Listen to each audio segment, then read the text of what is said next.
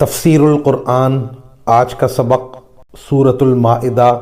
آیت نمبر 95۔ اعوذ باللہ من الشیطان الرجیم، بسم اللہ الرحمن الرحیم۔ یا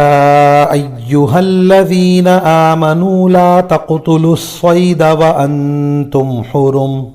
ومن قتله منكم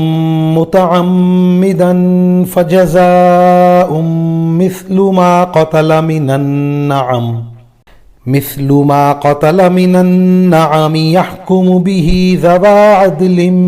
منكم هديا بالغ الكعبة أو كفارة طعام مساكين أو عدل ذلك صياما ليذوق وبال أمره عفى الله عما سلف ومن عاد فينتقم الله منه والله عزيز ذو انتقام۔ ترجمہ: اے ایمان والو، جب تم احرام کی حالت میں ہو تو کسی شکار کو قتل نہ کرو، اور اگر تم میں سے کوئی اسے جان بوجھ کر قتل کر دے تو اس کا بدلہ دینا واجب ہوگا، جس کا طریقہ یہ ہوگا کہ جو جانور اس نے قتل کیا ہے اس جانور کے برابر چوپایوں میں سے کسی جانور کو، جس کا فیصلہ تم میں سے دو دیانتدار تجربہ کار آدمی کریں گے، کعبے پہنچا کر قربان کیا جائے، یا اس کی قیمت کا کفارہ مسکینوں کو کھانا کھلا کر ادا کیا جائے، یا اس کے برابر روزے رکھے جائیں تاکہ وہ شخص اپنے کیے کا بدلہ چکھے۔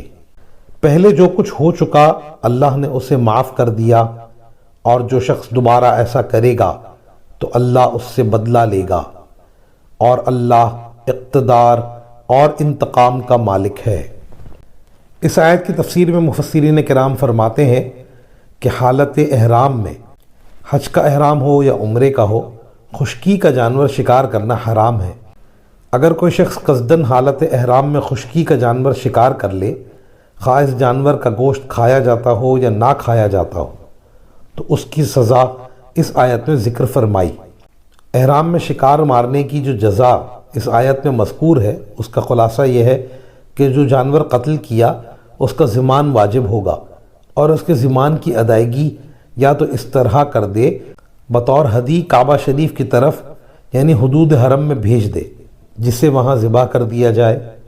جس محرم نے شکار کیا ہے اسے اختیار ہے کہ قیمت کے عوض ہدی کا جانور حدود حرم میں ذبح کرے۔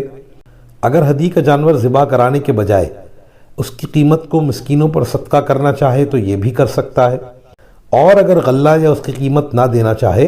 تو روزے رکھے۔